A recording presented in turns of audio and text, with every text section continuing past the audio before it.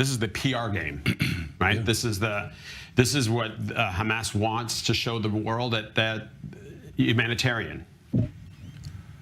Hamas wants to show the world that the destruction that Israel has wrought upon Gaza is in some ways even worse than the global historic pogrom they committed on October 7th.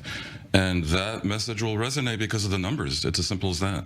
I have been saying for weeks that Israel has not been doing enough to explain its own actions in Gaza, and assuming that it has carte blanche to exact any price at all in order to achieve the goals that the world does support, the eradication of Hamas and the return of the hostages. I fear it does not have carte blanche, and Hamas will use these days to display for the world the damage in Gaza. They're going to do so selectively.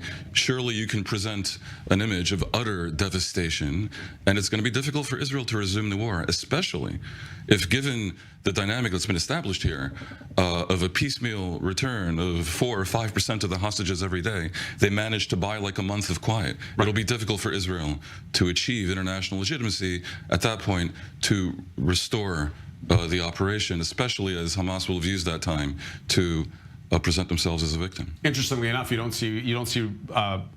see some protests in New York or in London, but not of the scale that you saw weeks in the past. Funny, ironic how that happens. Well, of course, that's no surprise. I want to talk to you a lot about the Palestinian prisoners who were released from prison. Some of them have records, if you want to call it records. They are attempted stabbings. There's one that we have a picture of. She's a 24-year-old who tried to stab a police officer, if I heard status correctly. They were. There's a lot being made online about this, about it having like an equivalency of the two. Talk to us about that. We're not talking equivalency at all. No, not at all. We're talking one side. On October 7th, what Hamas did was a crime, war crime, to kidnap children, women, elderly into Gaza. This is a war crime. And on the other side, there are people, terrorists, that tried or attempted terror attacks. Nothing that you can show or say there is any equivalence between the parties. Last night, two people who we don't even know if they were collaborators, they say they were Palestinian, they were hanged in the street with everyone holding up a phone, so that everyone in the world could see this. Unfortunately, more than two, because I know two in Tulkarem and at least two in Jenin. They hang them from lampposts, and kill them brutally. But this brings up a point, Dan. You're not going to see this online. You're not going to see this on Instagram with like Bella Hadid saying, "Oh, terrible thing that happened," and nothing like that. Look, it's all a question of expectations. When democratic countries behave badly, that's less expected, and so it's news.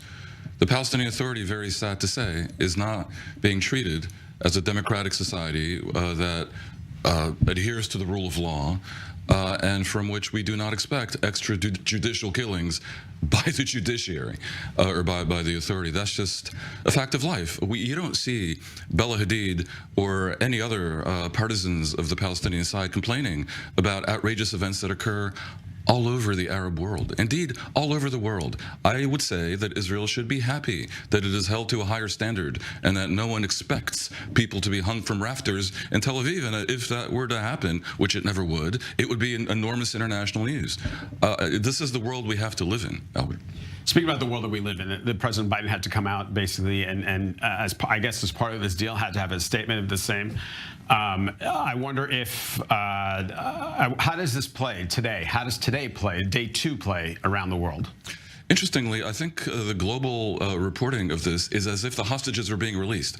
They're speaking of a hostage release, and there's not that much concern that I can see, especially in the broadcast media, about the greater context, which is over 200 hostages remain in the hands of the Hamas and other groups. Many children remain in the hands of Hamas and other groups. This is a cartoonish villain level of outrageous evil, and it continues. And we speak today of young women accused, convicted of stabbing. This is small potatoes compared to the people that are going to demand to be released a week from now 2 weeks from now, and I repeat, there's given all this celebration about the literal releases now, there's going to be such expectation in the world and in Israel of larger releases that Israel is going to face an excruciatingly difficult choice about the mass releases to come. Just so our viewers at home are watching, that is Ofer prison. That is the prison where Palestinian prisoners will be released. We are expecting some 24, maybe more than that, 42 prisoners being released today. If we do the numbers, we did the math, if it's 3 Palestinians that were per Israeli hostage that was released yesterday, it's roughly 14. This is again, this goes back to the whole idea of like, we have about a minute left.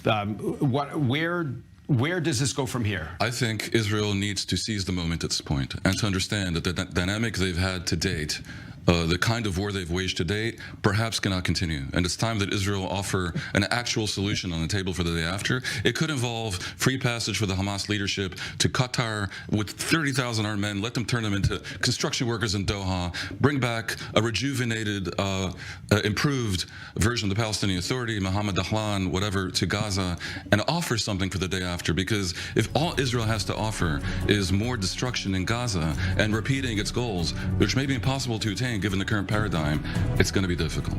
Right, Dan Perry, Glenn, thank you so much. I24 News continues throughout the day. Stay tuned. We're going to take a break. We'll be right back right after this.